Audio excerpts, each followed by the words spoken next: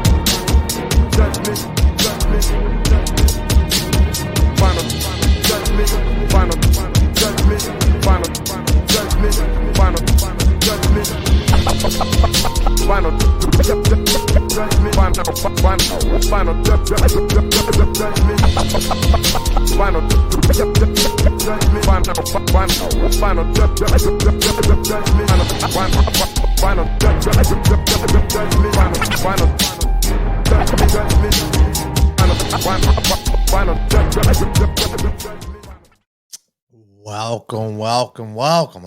Listen, I love watching that intro. I don't know what it is. I just love it. I love watching everything about it. I love the music. Shout out my man, Jeff Iatarola at Audio Assassin for hooking up that jam. Loved it. Original mix. Gotta love every minute of it. Obviously, this is the final judgment. I am Tony Jigsaw Cutillo. As always, brought to you by Heat Ratio Sports and Win Daily Sports. Episode number 3. Everybody didn't think I was going to get past the first week. I'm in week 2, man, and we're going strong. We are going strong. But the one thing you can do, if you're watching the show, you're listening to the show on replay, do me a favor, subscribe to the YouTube channel. It helps me more than you can know. Also, right here, I'm going to put this link right here on any of your podcast platforms. This is not a scam. If you go to the link that I'm displaying right now, okay, if you go to that link, now, obviously, you could search The Final Judgment with Tony Cutillo. It'll come up on any platform. Just hit subscribe. Give me a rating, whether you think I suck, whether you think I'm good, whatever it is. Listen, I appreciate it all. If you're on YouTube, make sure you hit the subscription button, you hit the like button. And obviously, this is a magic link. Okay, it's podcastix.com/podcast/4729/link. It's up on the YouTube page right now. If you click on that, you can already go. You can click on your Spotify link. You click on anything you want, man. But anything you could do to support the show, I greatly appreciate it. Already see my man Rich checking in, my man Trevor checking in. Rich, I got a treat for you tonight, Rich. I got a treat for you, man. I'm telling you right now, you're going to be very excited, Rich. Okay, very excited, because tonight's going to be a little different. Now, when I wanted to do this show, I've always said, I kind of, listen, I want to talk about what I want to talk about, right? So this isn't always going to be just Philly sports. Last week, we touched on some hip hop and people liked it, got a good response from it. Tonight, we're going to talk about Phillies, obviously. We're going to talk, and please, anybody watching, keep me updated. I see it's 2-0 already, so I'm not watching it. I'm paying attention to the show, so make sure you keep me updated. Let me know what's going on in that game. I do have a home run prop going for Rhys Hoskins, so let me know if he hits that. But we're also going to talk about the manager, okay? We're going to talk about Rob Thomson. Is he the guy? I think he's the guy. I think you guys think he's the guy. Why isn't he the guy being locked up yet? I want to ask that judgment right there. Another judgment on foul balls. The absolute ludicrousy of these people on TV getting these foul balls. I get if it's for your kid, but we got to talk about it. And the people that don't want John Kruk, I think, are asinine. Okay, he brings so much more flavor to the booth. Whether you think it's dry or not, at least it's something different. No disrespect to Ben Davis, but it's kind of boring to me, man. So I do like when Krucker's in there. I think he brings a realistic point of view to play. Then we're going to switch gears a little bit. We're not going to talk about basketball. We're not going to talk about football, but I can tell you we're going to talk NBA on Thursday. We're going to have Kelsey Nicole Nelson on the show. I told you I'm going to start doing some interviews. I'm going to bring her. She's really good, man. She's, she covers the NBA for Bally Sports with Braden Scoopy Robinson. She does 105.7 a fan in Baltimore. She covers so many different teams, but she's all about NBA. So I'm going to get her insight from an outsider's point of view. So what I'm going to do is to give you a heads up. What the way that's going to work is I'm pre-recording these interviews, okay? Because what I like to do is I like to chop them up, and you guys might not want to listen to a 15 to 20-minute interview when we're going live. So what my goal is, if you subscribe to the YouTube page, you're going to see a category that says full interviews. You can watch the entire interview just as a standalone episode. What I will do during this show is play a good part of it, maybe 5 to 7 minutes, and then we'll continue on with our conversation. So you're going to get it in two facets, okay? So which is going to be good. So Kelsey Nicole, make sure you go follow her at the Real K Nelson on Twitter. She's an excellent follow. You will not be disappointed. We're going to get into most dominant athletes that don't play the top four sports. No baseball, no basketball, no hockey, no football. Rich, you know I'm going bowling on here, right? So, whether it's a bowler, a surfer, a boxer, PGA, I want you guys to give me some judgments, some verdicts of guys and women, whether it be gymnasts as well, that, we forget about because they don't play the four major sports. And then a really cool topic. I love, guys, you're going to understand, guys and girls, I love wrestling. I started in this business as a wrestling writer. I wrote for ewrestlingnews.com. I covered live ECW events. I loved every minute of it. Okay. And I've always wanted to talk about it, right? And I love wrestling. And what I want to do is have some fun with it. So tonight's judgment, the topic, only 3 judgments tonight, because I think they're going to take a lot of time. But the third judge is going to be, if you could bring back one wrestler in their prime, who would it be, and who would you match him up against? And that's my point, because I got a tremendous dream match that I'm going to mention. So I want to hear that in the end. Okay, so we're going to talk Phillies, talk dominant athletes that don't play 4 major sports, and we're also going to talk about what wrestler would you bring back? What guy would you bring back, or what woman wrestler would you bring back, and who would you have them face as your dream match? So let's get into the Phillies, because I had a lot to say about the Phillies. I'm extremely excited about the Phillies. Now, obviously, whether they win or lose tonight, and full transparency, I hate to say it, but I bet against the Phillies tonight. I know it's listen, I know it's a sin. I get it. I'm sorry. And I hope they prove me wrong. I say it all the time. Prove me wrong. I would love to be wrong. I hope they smoke the Diamondbacks tonight, but I just wasn't feeling it. Mad Bum kind of has their number, and usually when they face a crafty lefty, it does give them fits. They haven't had a day off in 13 out of 14 days. They had to travel. There was just a lot of things right there that I had to put into perspective as a betting person, okay? As a betting person. So listen, sometimes you got to bet with you got to bet with your mind, not your gut. You know what I mean? So, and that's what it was saying to me. So we're going to get into that a little bit. And again, I cannot wait. I cannot also, by the way, before I forget, we're going to have Chris Franklin on the show from NJ.com. I already talked to him already, trying to get him on for the end of this week, but possibly for next week to go over that Eagles final cuts. And still trying to get Jeff Garcia on. Hoping to get him on for Thursday's show as well. He covers the Spurs out in San Antonio, and I want to get his take on the DeJounte Murray trade, what happened, and why all of a sudden he was moved. But let's get to these Phillies, man. Number one, why are we waiting? Right? Why are we waiting? And for all those Joe Girardi people who said, Joe Girardi needed to stay, and Joe, listen, he was done. Joe was done. I think we don't need to rehash that. We understand that. But somebody help me out. Like, I understand that there's a system that we have to go by. And I mentioned John Kruk earlier. I mentioned him by saying I like him in the booth. And he said something brilliant the other night when, McCarthy was like, oh, they have to go through interviews and they have to, and Kruk said, why? If he's your guy, make him your guy. Listen, what the Phillies have done has been nothing short but incredible. Okay. It really has been incredible what they've been able to do. This team was dead in the water. This was a team that we all thought and we all, was going to come out guns ablaze. Now, I was there opening day. It was a different atmosphere, people going crazy, people having fun, right? It was back to the 2007, 2008. We were having a good time. And then all of a sudden it just stunk, right? There was a big stench coming in from that clubhouse. Joe Girardi, I still remember it. Kyle Schwarber gets thrown out, one of your best prized possessions in the offseason, and you don't even give a shit to go out and back them up. You don't get thrown out, man. There's something wrong with that. He was checked out. He was completely checked out. I think we all understand that. And I'm so glad they made the move. Thank God. Thank God we don't have that stiff Clintack anymore. Because if it was Clintack, he would have held on to Girardi to the end of the year, and we would be not in this position that we are right now. Here's what I want to say as a baseball guy. We watched the Atlanta Braves win last year. Simply put, because without their superstar, Ronald Acuna Jr., by the way, okay, because they knew how to play stellar defense and they knew how to run the bases, fundamental baseball. And what are the Phillies doing right now? They're stealing bases. You got Reese Hoskins. Reese Hoskins, who I'm never going to be a big fan of. I'm sorry, I'm just not. But stealing bags and not getting caught. They're stealing bags like an 84% clip. 84% clip. Okay, they're hitting the hit and runs that I see. See, that's when not just me, but you guys are checking in. Baseball guys, you guys know when you watch a game and you see these runners starting and you see the batter flailing at the ball. That's not because he swung at a bad pitch. It's because there was a hit and run on.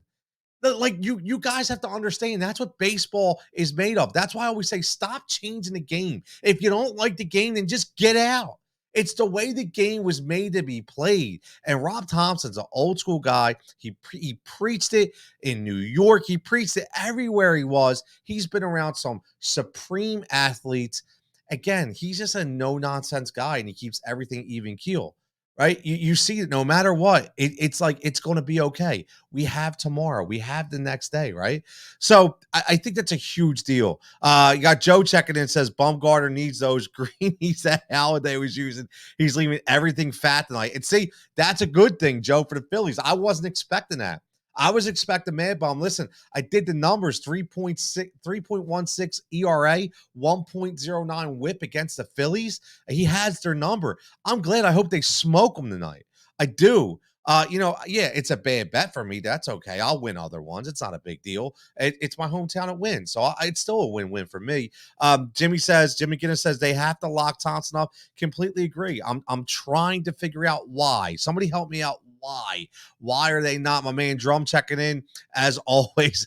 Drum, I'm going to let them know. Wait till I let them know the end of these segments, man. We're calling everybody. Everybody. That's one thing about this show. I'm going to tell you now. And honestly, like we're calling them all out. Not in a disrespectful kind of way, but listen, man, if you can go on Twitter and you can go on social media and you can throw your opinions out, stand by them. Stand by them. That's all I ask. Don't come off of them. Don't flip-flop, the ultimate flip-flop. I told you about that before. I've watched. I've been blocked by so many accounts because people don't like the truth. That's okay. It's okay. Truth hurts. It sucks sometimes. It sucks. It's okay. Okay. But sometimes you got to come out behind a computer screen and be a real person. So I'm just saying. So if you're going to tweet, just stand by it. I'll respect you for that. Just stand by it. Joe says Steelers placed a rule they can't name interim manager without interim. See, and that's what I don't know. I'm being honest. When I don't know, I don't know. And that's what kind of sucks, right? Because you're not going to do interviews throughout the year. So obviously, right, it'll be a shame of an interview process. Listen, they already know. They already know this is their guy, right? They already know. And I'll tell you what, Thompson's got the best attitude, right? He's like, I just go day by day, just day by day. He just goes day by day. But I'll tell you what I want to ask another judgment here while we're on this is, I get that the Yankees and the Yankees taking some steps back, but I still think they're going to be okay. But from 1 to 8, 1 to 9 in this lineup, when everybody's clicking and everybody's balling out, man, I'm going to be honest with you. I don't see many weak wheels on the wagon, so to speak. Okay. I look at this and I look at 2008, I look at the lineup that they had, and I look at this lineup that they have right now, especially when you have JT. And let me just say something. Shout out to JT Realmuto. Okay. Shout out to JT because, again, flip floppers, everybody on social media killing JT Realmuto. Who, let me hear the name. Who is the name that they wanted us to sign instead? James McCann, that stiff from the Mets. He's terrible. He's batting like 190. He stinks. But we should just pay McCann, right? Well, I can't believe we're paying JT all this. Nobody can run on JT. He's the fastest catcher in the goddamn league. What more do you want from the guy? He's never been a 35 home run guy. You people are living in a different world. Like you have to put the game in front of you. Please do me a favor. Take the blinders off and watch the game for what it is. Okay? JT Realmuto cannot be run against. Okay? He's got a cannon.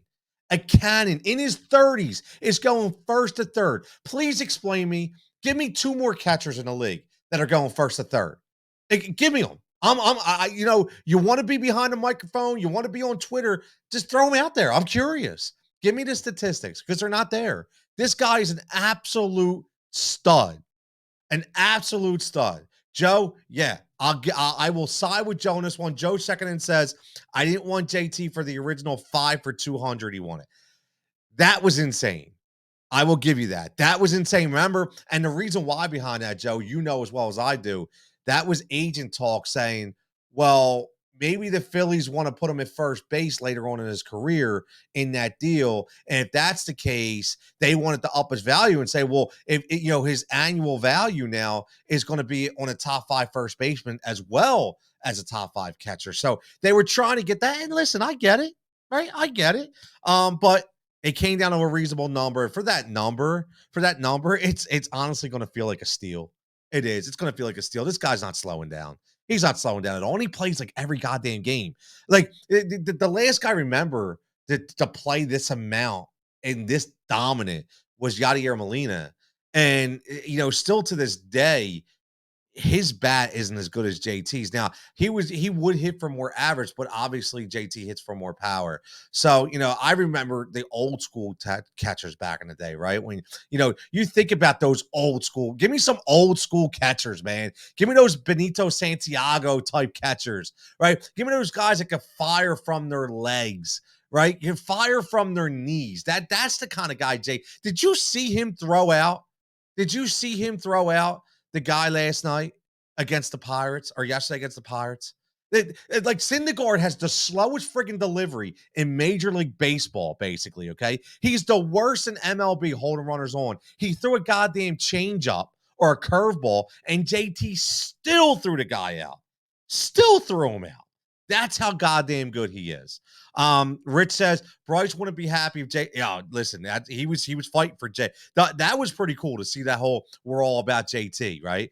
Jim says another reason why Bud Selig is the biggest fraud in sports ever, right? I have such an issue with Bud Selig. That's going to be a show for another day because I still want to know. Somebody needs to tell me why Bud Selig deserves to be in the friggin' Cooperstown Hall of Fame, where he was the ringleader of the steroid era, but they won't let Barry Bonds in. They won't recognize Barry Bonds, but they're going to recognize Bud Selig, who knew it was going on, allowed it to go on because he was lining his pockets. But that's a story for another day. Rich says JT, most athletic catcher in baseball. That catch yesterday, foul ball. The foul ball, the hand-eye coordination, right? The hand-eye coordination, absolutely electric. Really. Absolutely electric. Rich says Benito, yes. And that drove McCann's price to the Mets, and he doesn't start. That's right. McCann gets more money. That stiff can't even get off the bench. He stinks. I mean, oh my God. He's got to be the worst catcher in baseball. He does, and I love it. All those people, they hid in a rabbit hole. Nobody's coming out. Nobody's coming out talking about McCann now. Nobody's coming. Nobody's saying nothing. All those cats. They left. No, they don't want to take that. They don't want to take that on the chin. JT's transfer has been ridiculous this year. Some of his pop times have to be legendary. I love that word, Joe. Legendary. They really are.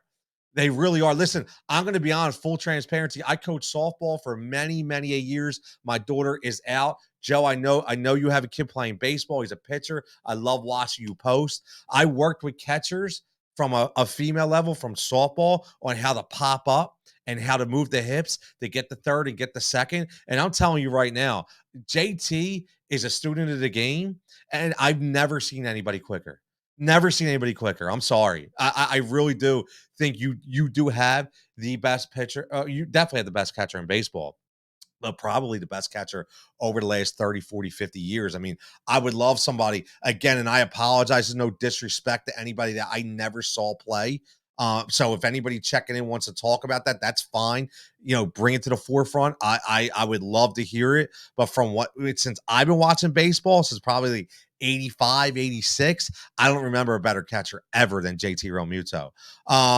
But the fraud, East Coast gridiron, yo, Dante, what up, man? Dante always doing. Dante's graphics are getting sick, man. Give him a follow to East Coast gridiron. He's always doing the football thing. They always have some tight stuff over there, and his graphics are.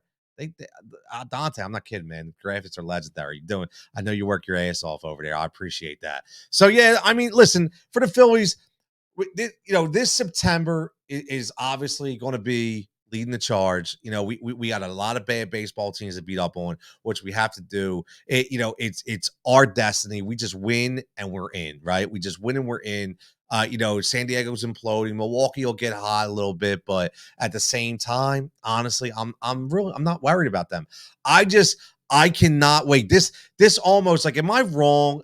And I've said it before, but help me out. Like, am I wrong thinking this is going to be like 2007, when we go to Colorado and we get to the playoffs and we got beat by Colorado. Maybe we win a round this year, they get beat the next round, and then come back really strong next year because I mentioned this earlier. If you're not following at Judge Jigsaw, please give me a follow at Judge Jigsaw. What I'm trying to do, so I'm not trying to inundate you guys with content from everywhere. I'm just trying to brand it in one specific spot. If you guys don't know, I do a lot of PR work. I do a lot of fantasy work, obviously, too. And I want to highlight this show specifically. So I made its own Instagram and its own Twitter account, just so you can get the quotes and the interviews and all the audiograms. It'll just be this show. So I want to make sure you guys do that. If you can, I'd really appreciate it. As always, make sure you subscribe to the YouTube channel and the podcast link that I showed earlier that we'll show again later. Listen, I think we're pretty much good, where we're at right now. We understand. I think we all agree. It's got to be Rob Thomson. It's got to be the guy going forward. And I think next year is going to be the year. I listen, I know sky's the limit this year, but I just think that, the pitching, next year when you see, and I know Joe, you've posted this before. I know you watch these guys, but the two guys we have I haven't been this excited in a long time. And I think both of those guys, specifically in Andrew Painter, probably come up next year. And you're going five deep in a rotation, possibly. That could be pretty amazing. I'm just saying that could be pretty amazing. So we got a nice good year to 2 to 3 years to enjoy this. So I'm definitely appreciate that. So let me get some coffee there, wet the whistle a little bit, but let me get your judgment on that. If you don't feel Rob Thomson needs to be the manager going for it, or you do, please let me know. I think the majority says he does. The question I'm basically asking is there a scenario where you see he's not? I mean, even if they lost out, which they won't, I just don't see a scenario where he's not back. So let's go to judgment number 2. And there's only going to be 3 judgments on the show because I think these next 2 topics you're going to want to listen to. Listen, one thing's for sure, I'm from Philly. We all know that. I bleed green, I bleed red, I bleed blue, right? Orange and black, listen, I'm not a big hockey guy, but, that's for another day. But I like everything. So what I want to do with this show, obviously we're going to talk about local topics, but everybody's talking about the same thing, right? We all know that. So I wanted to switch it up, give a little bit of the local flavor and do some different topics to get some engagement. And judgment number 2 is going to be the athletes that, in my opinion, are forgotten about because they don't play baseball. They don't play hockey. They don't play football. They don't play basketball. I want to hear from you guys. Give me the guys or gals, guys, gals, doesn't matter. People that are forgotten. Now, I'm going to tell you right now, right off the bat, if you don't know, Rich knows. Rich is going to know where I'm going right off the bat because I grew up and I can't wait to go back. I'm just too damn busy right now. But I grew up a bowler, man. I love bowling. I love watching bowling. I love 100%. Um, and I grew up watching the wide world of sports. You guys remember that? The wide world of sports, watching a guy like Earl Anthony just mow it down, wondering, wow, I wonder if I could roll a bowling ball like that. And that was back in the day where, right, Earl Anthony, right, Rich, you said it. You knew exactly what I'm talking about. ABC, absolutely. The old school black urethane ball, man. Nothing fancy, no hammer black widows, no spiders, no track balls, no storm El Ninos, none of that. It was just that typical urethane black ball, right down 5 to 10 on the board, boom, in the pocket, bam, every time. And I was like, I want to be that guy. So I got into bowling, right? And as bowling evolutionized to guys like Walter Ray Williams Jr. If you don't know who Walter Ray Williams Jr. is, you're not paying attention to sports.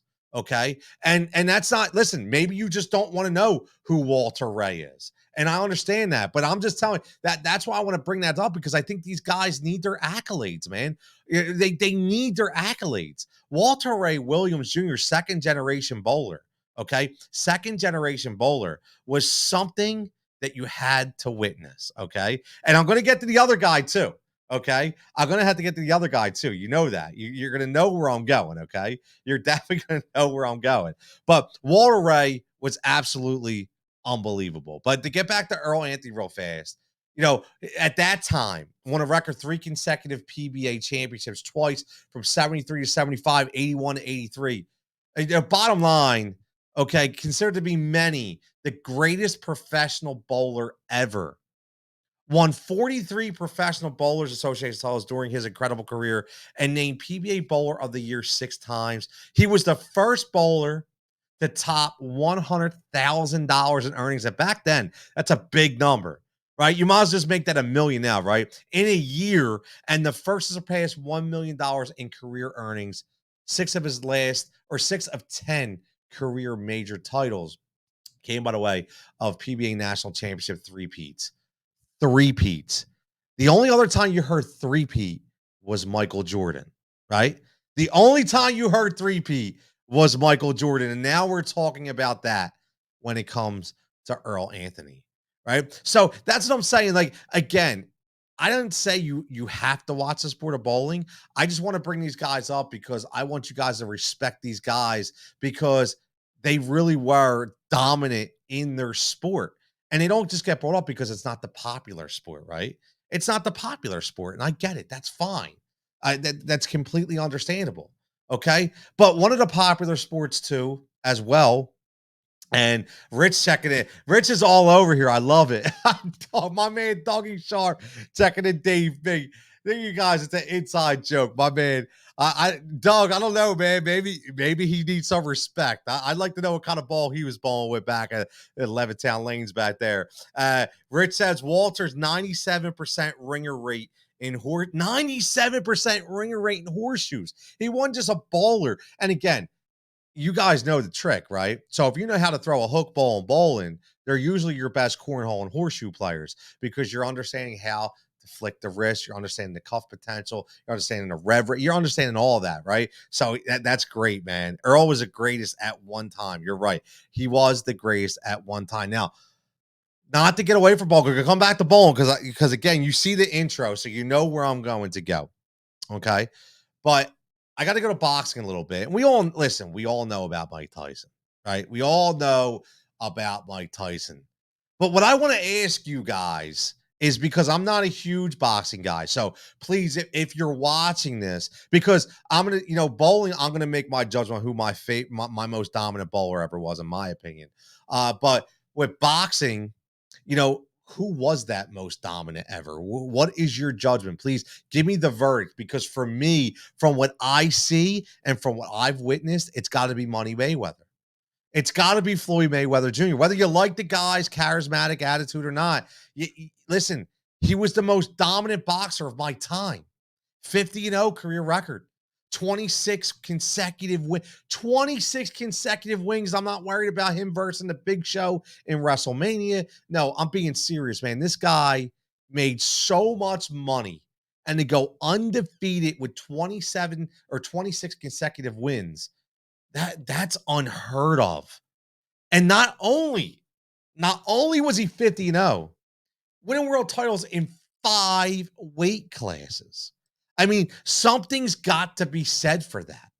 And this is why I want to bring these up, because these are guys that we don't look at because it's a smaller sample size of a sport, right? Because we're so hell bent, especially now with sports betting being so synonymous with every sport, that you're going to forget more and more about these guys. And I want to bring them up. I want to hear what you guys think. Rich says Floyd, you couldn't hit him. His defense was impeccable. Bob and weave, right? Bob and weave. He will be remembered finally years from now, Mike Valero says. Mikey V, I agree. I agree. He's always going to be there. Jim checking in. Mayweather was definitely up there, but I have a hard time calling him most dominant because he didn't dominate his opponent. Now, see, Jim, this is why I need you, man, because I'm not a boxing guy. So let me ask you, is the verdict being Mike Tyson? Is Mike Tyson? Is George Foreman? I see Sugar Ray Leonard. I mean, who is the most dominant boxer of all time, in your guys' opinion? Spanning all eras. Because I'm going to be honest with you, it's not my sport, so I'd love to hear it. I can tell you who, for me, who my most dominant bowling athlete is. Right? I think Rich is going to know that. Right? I think Rich is going to know who's going to. And guys, I wish my man John was on here, man. I wish my man John was on here, but listen, if you know me by now, you know why I got the name Jigsaw, right? You know why I got the name Jigsaw? It's because I'm crazy. Okay. So I'm going to show you who my number one bowler is in a minute. But Rich says Ali. Ali, top. Okay. Hey, Muhammad Ali, right? I mean, how do you argue with that? Greatest if he didn't get the years taken. Yeah. I mean, obviously, with the issues, the mental issues he had, obviously because of the disease. Yeah, that's tough, right? Jose says Floyd is a beast. Yeah, listen, he was electric. I'll tell you that. He was electric. I mean, he's guys I remember, right? And again, just because I remember him doesn't mean he is actually the most dominant. It's just guys that I remember. Rich says, I think Philly's own B Bernard Hopkins is up there too. He will be missed his prime while in jail. Listen, yeah, that's right. He was incarcerated, but B Hop, wow. Again, and this is why I love this. I love going down the lane because let's not just talk about the sports of now. Let's talk about the sports of yesteryear because they're so important. They've gotten us to where we are today. I mean, I'm sweating right here thinking about this, right?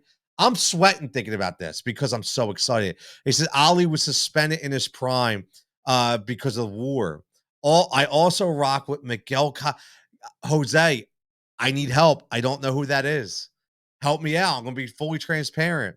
Miguel Cotto. I don't know who that is. Help me out in the comments. Give me a little hint, or somebody help me out. Help Jigsaw out a little bit. I'm not really sure who that is. But because again, me growing up in the sport of boxing, it was probably, I would say, George Foreman, Sugar Ray Leonard, and then it went into Mike Tyson, Evander Holyfield. I mean, we all remember that. And then yes, you got Money Mayweather, you got B Hop. Yeah, that's kind of like my logistics when it comes to boxing. That they're my parameters. That's where I go. I remember like what was it? The lightweights like Hector Camacho. I remember watching those undercards. I'm not a big UFC guy. I do watch it from occasion. But Larry Holmes, there's another Rich Texan. Larry Holmes, he's from Easton, PA. I forgot about that. He is a PA boy. Larry Holmes, another guy we probably don't talk enough about. So while Jose's giving me the lowdown on Miguel, let's get to the sport we first talked about with Earl Anthony. For me, the most recognizable and greatest bowlers of all time is Pete Weber. Now, I may get a lot of flack for this because everybody's going to go to Earl Anthony card. They're going to go to Walter Ray card because listen, Pete has some issues. We all know that. He had some issues. But there was never a guy ever, ever to take the sport of bowling and make it what it is. And that is a national treasure. Yes, I said it. He made Pete Weber made bowling watchable. That's simple. Tiger Woods made golf great. Pete Weber made bowling watchable. He paved the way. He paved the way for guys like Chris Barnes, right? He paved the way for the guys that you see right now. That was Pete Weber. Pete Weber was an all-out superstar in this sport of bowling. Okay? His accolades speak for himself, right? His accolades speak for himself. Listen, obviously you listen, in 2012 after winning his 5th US Open title by a single pin, okay, throwing that monumental strike, it's in there. It's in the final judgment highlight reel in the beginning. Who do you think you are? I am. For those who don't know, and I don't need to bring it up, but Pete had a lot of demons. Let's just say that. Pete had a lot of demons that he fought throughout his career. You may have not liked him at all. You may not like his attitude, okay? But again, 37 titles, 27 standard titles, 10 majors. First in 1982 when he was only 19 years old. His 5 US Open titles is the record for the most in a single career, which could not have been punctuated in a more dramatic way by, again, who do you think you're rooting against? Me. I'm the man of this tournament. Thankfully for his legacy and his internet posterity, the shout didn't come out that way, but that's what he was saying. That's courtesy of CBS Sports. Got to give them props for those statistics. But again, people didn't like him because he was in your face, right? Who is this guy? Who is this guy telling me I'm allowed to boo? I'm allowed to cheer, right? That was Pete Weber. You're Rich, you say Belmonte. Belmonte, tremendous bowler. Pete changed his style 3 times over in his career. That is a great point. That is a great point. Let's go to the tennis world.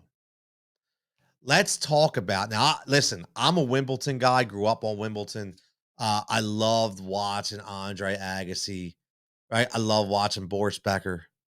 But are we ever going to give Pete Sampras his just due? I got to ask you that. And again, everybody talks about Rafael Nadal, and I understand it. But listen, for my money, again, I stopped watching tennis, right? I stopped watching tennis. And you still listen, you can go with the Monica Selises and the Steffi Grass and the Martina Navratilova. I'm sorry, the little tongue twister right there. Which obviously I already told you who my most dominant athlete of all time is, no matter what the sport, and me is Serena Williams. Obviously. But when do we give Pete Sampras his just due? Okay, because all I hear is Rafael Nadal, I hear Federer, but nobody's really giving Sampras his just due. And I think that we're leaving out one of the greatest tennis players of all time. Won 7 Wimbledons in 8 years. 7 in 8. Think about that. In 7 years, 7 out of 8 years, he was the best. That's the NBA. That's like winning 7 out of 8 championships, right? That's like winning 7 out of 8 championships, what Michael Jordan almost did, right? That's the equivalent of winning 7 out of 8 Super Bowls. Ask Marv Levy how hard it was to win one. So this is why I want to bring these guys up. Years of dominance, 93 to 2000. Again, finished career with 14 total Grand Slam titles, including 5 at the U.S. Open, tied for most in the Open era with Jimmy Connors. There's another guy, and Roger Federer. His incredible 8-year run, unmatched at the sport's greatest tournament, marred only by a quarterfinal loss in 96 to the eventual champion. So, again, please, I say this all the time. I'm getting old, man. I'm getting old, right? And I want to give history lessons. I want to teach our kids. I still coach youth sports, and I love it. And I want these kids to understand these are people you need to look at. Okay, I understand you want to get on, and I even talk soccer, right? With bringing up Messi, man. I mean, come on. I mean, it's not even close. But I just want these kids to. There's more than just Minecraft on YouTube. There's more than just watching the best YouTuber because he can hit a 3-point shot with his eyes closed, or he can eat a hot dog like Joey Chestnut, right? Another guy who I think we need to bring up to who doesn't get enough respect. You say what you want, but the guy's incredible. It is what it is. Jim says it wasn't. If it wasn't for clay courts, Nadal would just be a great player, not an all timer. I guess you could make the same argument about Sampras, but it's Wimbledon. That's what they. Wimbledon's huge, man. He was so dominant. Jose says uh Cotto completed from 2001 to 2017, multi-time world champion, and hit the first Puerto Rican boxer to win world titles in 4 weight classes from light welterweight to middleweight. I got to throw this up here. This is what I talk about. This is why. Okay, this is from Jose. Kato competed again. Listen to this for the podcast people that's on replay. Kato competed from 2001 to 2017, multiple time. Miguel Kato, world champion and first Puerto Rican boxer to win world titles in 4 weight classes from light welterweight to middleweight. I'm telling you right now, Jose, I had no idea who that was, and I'm as God is my witness. When I'm done this show tonight, I'm going on YouTube and I am looking him up and I am watching it because I am intrigued. Thank you very much for bringing that. See, this is why I love. Thank you for bringing that content to the show because as much research as I do, I'm always going to miss stuff and there's stuff I don't know. And you just helped my audience. You helped our audience. This is our audience. This is a team effort, fellas. It's a team effort. This is our audience. You helped our audience, man, to get inside of another superstar that we don't know. Yeah, listen, youth sports isn't what it was today, or isn't what it used to be. You're right. Episode 2, I was going off about it. Didn't make a lot of friends with that, but that's okay. So as you see, we have a lot of judgments to lay claim to either or. And eventually I'm going to get these votes out. Okay. And they are going to be sponsored and they're going to be daily. Working on that right now. What you see a lot of stuff going on because I want to hear everybody's judgments. I want to hear them all. Right. I want to hear them all. Rich says, watch Gotti versus Ward, the trilogy boxing. Listen again, like Rich, I'll go check it out, man. I love it. I absolutely love it. Again, make sure you're following at Judge Six Hall. Make sure you're following their final judgment on YouTube. And also, you're following at Heat Ratio Sports and at Window Sports. That's who we're powered by. And obviously, the sponsor of this show, SEObrand.net. Okay, the only digital marketing agency you will ever need. More information on that soon. So let's get to the last judgment of the show. We're going to talk a little wrestling. For all you old school wrestling fans out there. And again, might not be for everybody, but it is for me. So we're going to talk about it. So we talked already a few weeks ago. We talked about Triple H taking over creative. We talked about Vince McMahon's greatest creation. We had some really good verdicts there on who should be that guy. And look at my man Mark, my man Drum Tech. And if you're watching the replay, hit the like button. Let's go. And again, I told you this a couple weeks ago. We got when you do this thing. I'm gonna go off here for a second. When you do this kind of thing, been doing this for 10 plus years. Drum been doing the same thing. We're veterans of this game, man. These young boys ain't got no clue. Yeah, I'm talking to all you, the circles I can run around you. I don't just sit at home and do this, man. I got a job. I got multiple jobs and still have the energy, just like Drum has. 5 minutes in the car, doing research, sitting in the corner real home, got the babies fed, making dinner, going out back, doing a 10-minute phone call, hopping on VSiN, hopping on Yahoo, up till 2 a.m. That's what we do. We don't just get to cut audio and make memes, okay? No, we're legit. This is where we come from. This is old school mentality. We're OGs when it comes to that. I'm not afraid to say it. So make sure you're following at X_Drumheller. You talk about UFC. You talk about college football. My man knows all, writing for Yahoo Sports. Just killing it, man. So make sure you give him a follow as always. So let's get into this wrestling thing, man. I just want to ask a simple question. And I want this to light up. I want the comments to light up because this can go so many different routes. We're going to have our own KFAB wrestling show right here. Okay. Dream matchups right here on the Final Judgment. I want to know, you got one opportunity, right? Not to quote Eminem from 8 Mile, but you got one opportunity, okay, to go back and get one wrestler back in time and bring him in right now in his prime. Who are you going to bring through? Jim checking in says you can flush your bet against the Phillies. Schwarber hits a 3-run bomb, 7. Listen, I love it. I love it. I love it. Listen, I lost. Oh, well, it's okay. I'll win again, but the Phillies are winning, and that's all that matters. So I'm glad. I'm glad it didn't work.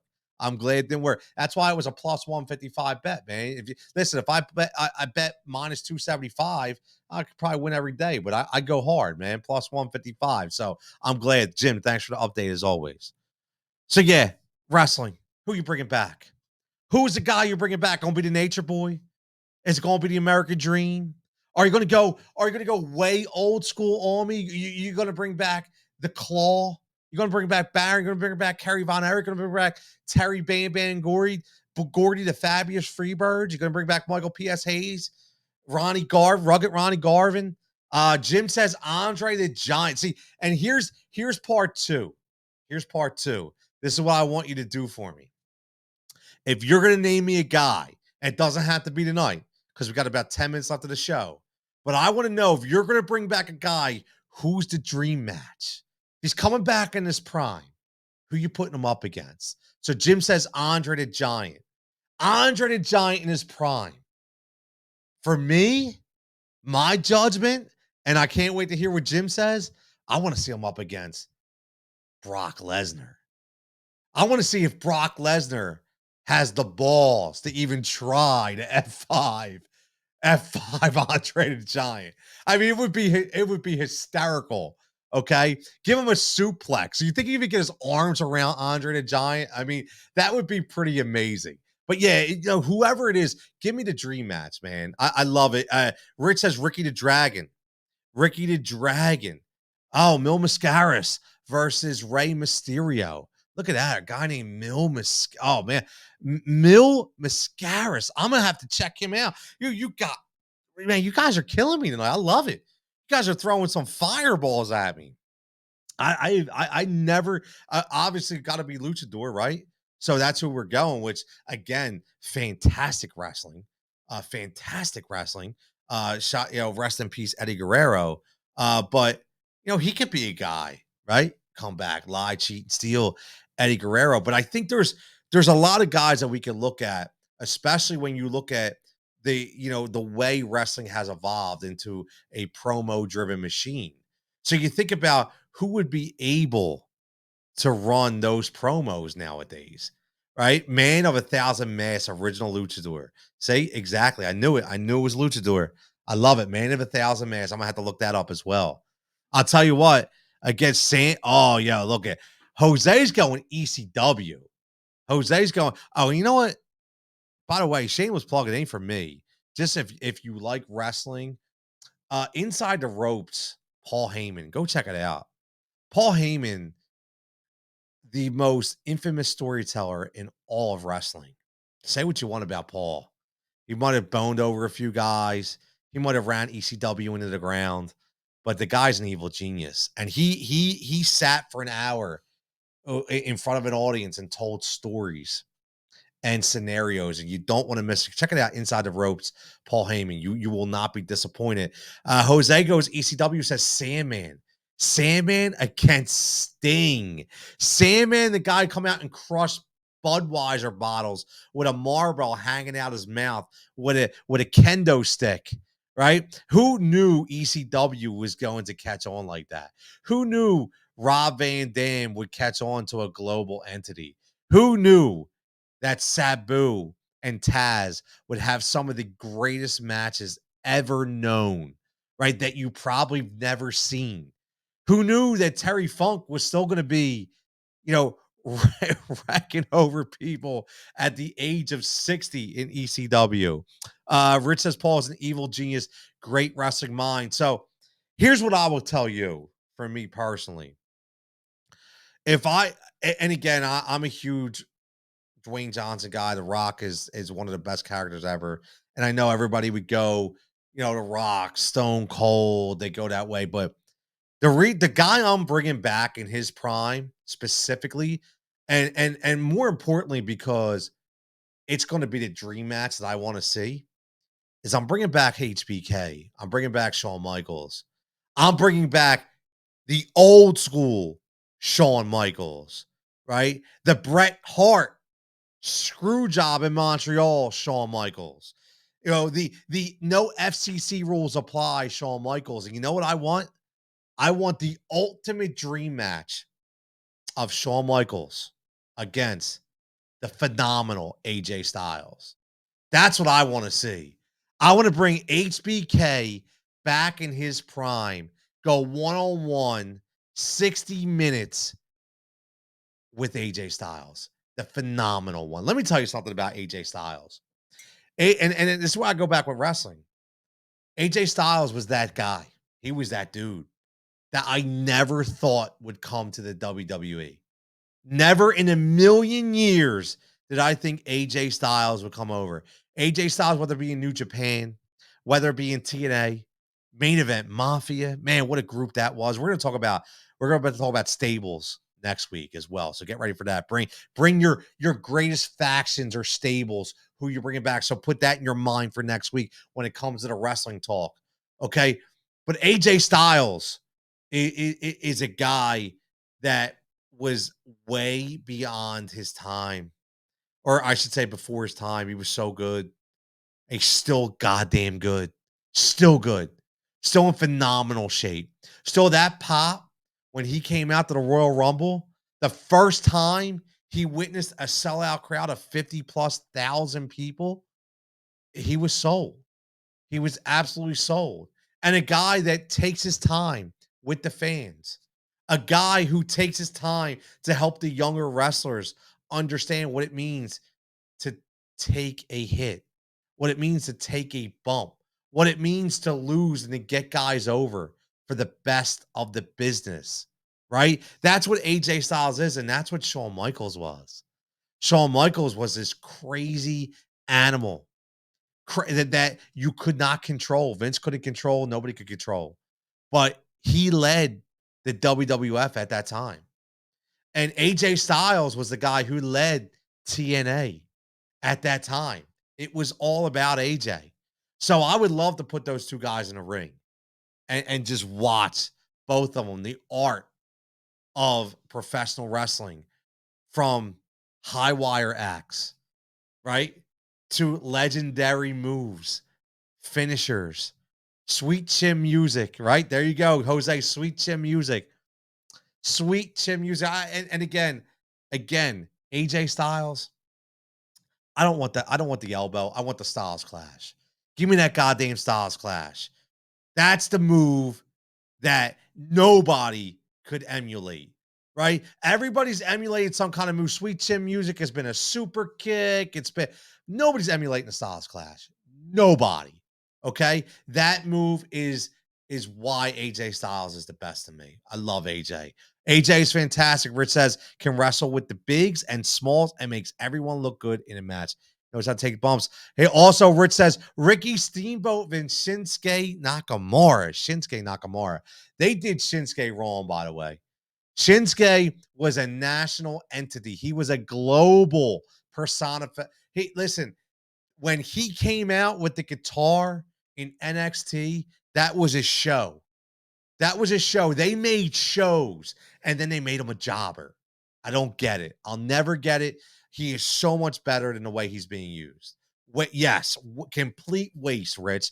Complete waste from Shinsuke Nakamura. So yeah, keep it going, man. Keep it going with these judgments. Keep them going. Get them in the comments on YouTube. We go 53 minutes. I think it's time that we can get out of here. We had some tremendous talk, as always. Great episode. Like I said, Thursday night. Now, again, real fast, make sure you tune in to Heat Ratio Sports tomorrow night. Heat Ratio Sports at Heat Ratio Sports. It'll be me. It'll be Nick.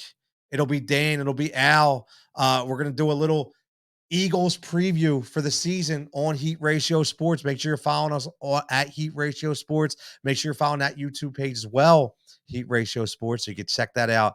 We're going to have a fun time tomorrow night. Then Thursday, I'm going to be right back at it right here on the Final Judgment, where we're going to talk some football. We're probably going to talk about top 10 players NFL.com just named. We're going to talk about maybe an Eagle safety situation. I can get Chris Franklin on from NJ.com. And then we're going to have the wonderful Kelsey Nicole Nelson talking a little NBA, talking a little GOAT talk. I want to hear, is it LeBron or is it Michael? I want to hear, where does Steph fall on the GOAT chart now? I want to hear, better ball handler, Kyrie or AI? I want to hear an outside perspective of the Philadelphia 76ers. Can they win as presently constructed? That's going to be on Thursday. So as always, following at Judge Jigsaw, following at Judge Jigsaw on Instagram and Twitter, following The Final Judgment on YouTube. I appreciate you, everybody checking in. As always, been tremendous. The support has been wonderful. Shout out, go to at Heat Ratio, at Win Daily Sports. Make sure you're following their accounts and their YouTube pages. Win Daily Sports. Listen, tons of sports betting and fantasy information right there. We continue to hit bets and props every single day. Again, and if you're not on a sports betting book, and you want to be, if you want to get a free week of everything Win Daily Sports has to offer, who I do work for, who I am associated with, my man Doug, Doug, as always, man, I can't wait to one day come out to North Kakalaki, come out and visit you like Tank did. It'll be cool, man. I'm glad to see you're doing well. Sincerely, it's awesome. But yeah, listen, I can get you that. I'm going to get an affiliate code. It costs you nothing. And then listen, if you want to bet, and I started out real small, and I love just doing small bets. I'm not telling you what to do, but I get you those codes. You want to bet 50, you'll get 50. So it's up to you, man. Whatever you guys want to do. But as always, give them a follow. But most importantly, follow Final Judgment. Like I always say, some people have takes, some people have thoughts. But on this show, you get the Final Judgment.